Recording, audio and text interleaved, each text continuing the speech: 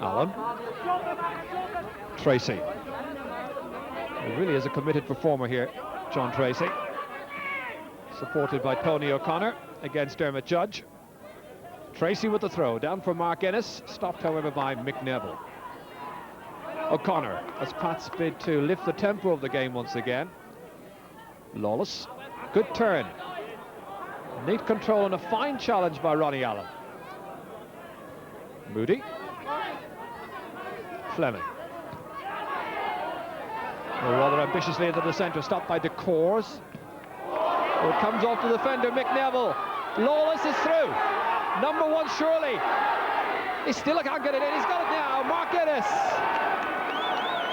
Mark Ennis adds to his goals tally after that ball came through to Joe Lawless.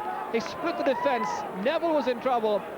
And when it fell to Mark Ennis, he slid it coolly home for the lead goal for St. Pat's.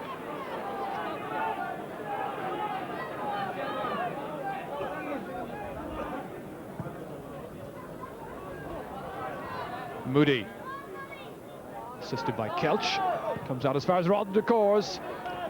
Well, the first chance of the second half then falling to Shelbourne. DeCours with the shot, but it was always going up and outside. Moody taking the goal kick. Claimed by Ronnie Allen. Fleming, so assured on the ball.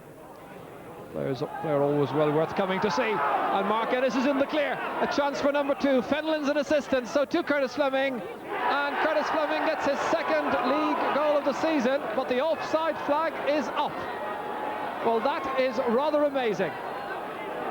Pats will protest.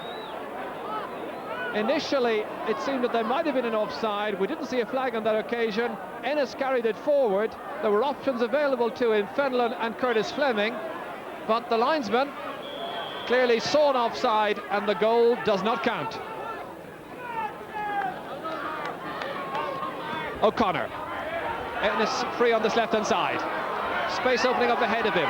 Lawless making a run at the far side, and it's just gone over. Oh, it was a lovely ball into space initially to Mark Ennis. He had support away at the far side, but he also had the enterprise and initiative to try and prize a second goal, and he was just inches over the top. This is an interesting move, bringing on Mark Gill and taking off the defender Ronnie Allen. It now means that Shells, who once had 5 in defence at one stage of their league campaign, now have just 3. So caution being thrown to the wind for the remaining minutes.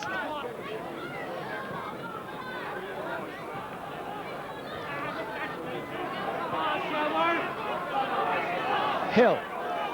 The amazing statistic is that it's still 1-0.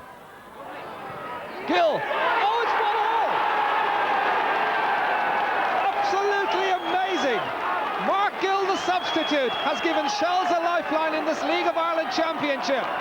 After Lawless missed a gift at the other end, Gill nipped in with a stunning shot and beat Dave Henderson all ends up.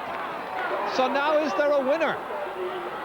Well, when you consider that St. Pat's, with Mark Ennis and Lawless in particular, have been causing a lot of problems at the other end. Shells have come and they've stolen an equaliser, and now they're seeking a winner perhaps. Kelch. In truth, the score at this point of the match could easily be 4-1 to St. Pat's in my view.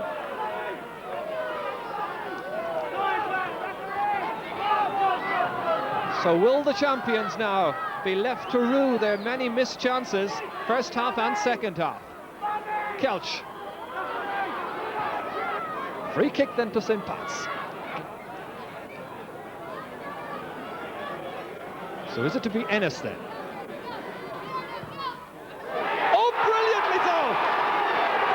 Oh, that's a super goal by Mark Ennis, his second of the match. Pats were on level terms for only 2 minutes with Shells. Ennis said, I can do it, and so he did. An absolute bullet. So it has to be from this for Shelbourne. Kelch has put it by for a corner. A late chance for the Reds. Reynolds is to be the taker. A left-footed player who'll try to curl this ball in front of goalkeeper Dave Henderson, who lets it down.